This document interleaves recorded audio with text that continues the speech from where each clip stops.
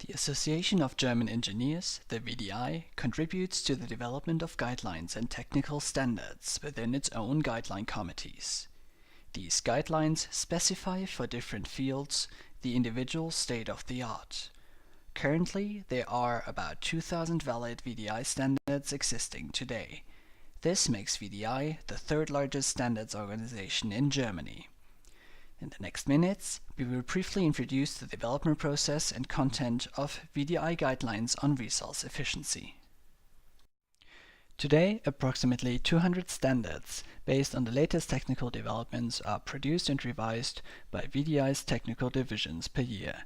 This process dates back to the year 1884 and has since then been an integral part of the German technical economic infrastructure.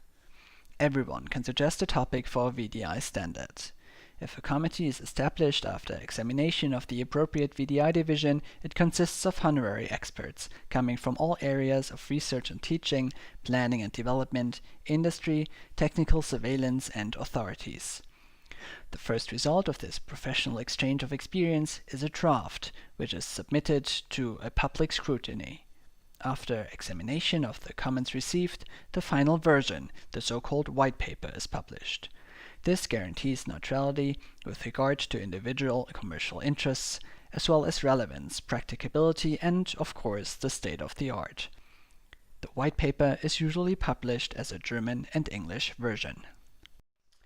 The VDI series of standards 4800 is dedicated to resource efficiency and can be further divided into different parts and related guidelines. 4800 Part 1 presents approaches, strategies, and assistance for the analysis and assessment of technical systems. It also provides a methodology for evaluating resource efficiency of products, services, product service systems, and organizations.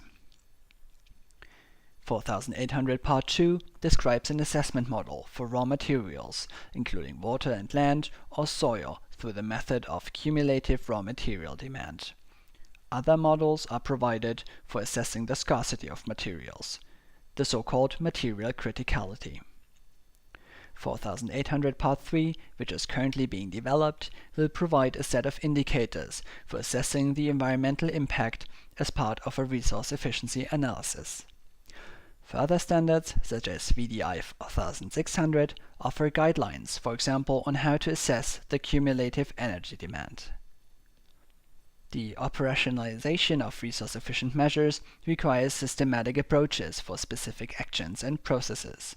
This applies particularly to small and medium-sized enterprises. VDI 4801 provides specific strategies and procedures on this matter. You can find more information on these standards and guidelines online by following these links.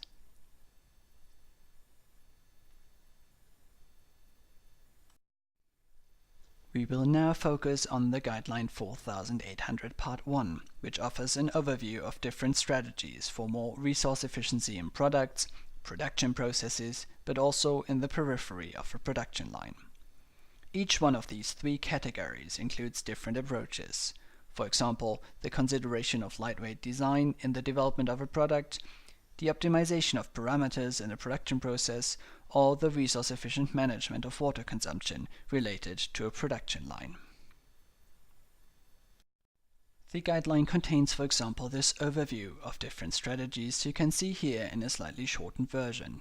It highlights for each approach the influential parties in the company, as well as affected life phases, and also whether a life cycle analysis would be required to perform or not necessary.